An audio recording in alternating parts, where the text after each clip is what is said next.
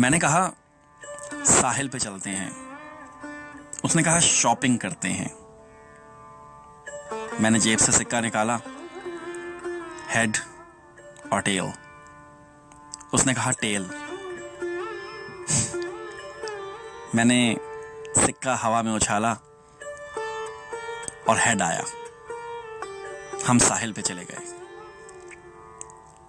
मैंने कहा बारबेक्यू चलते हैं। उसने कहा नहीं, चाइनीज। मैंने सिक्का निकाला, हेड और टेल। उसने फिर कहा टेल। मैंने सिक्का उछाला, फिर हेड आया और हम बारबेक्यू पे चले गए। एक दिन मैंने कहा मुझसे शादी कर लो।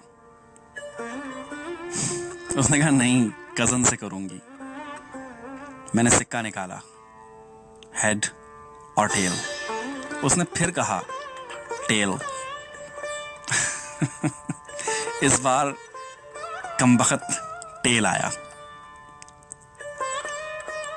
और वो कजन के पास चली गई। कल उसका फोन आया था। मैंने पूछा कजन के साथ खुश हो ना?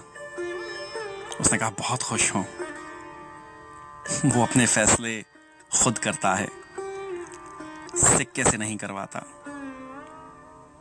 मैंने कहा मतलब तुमसे राय नहीं लेता?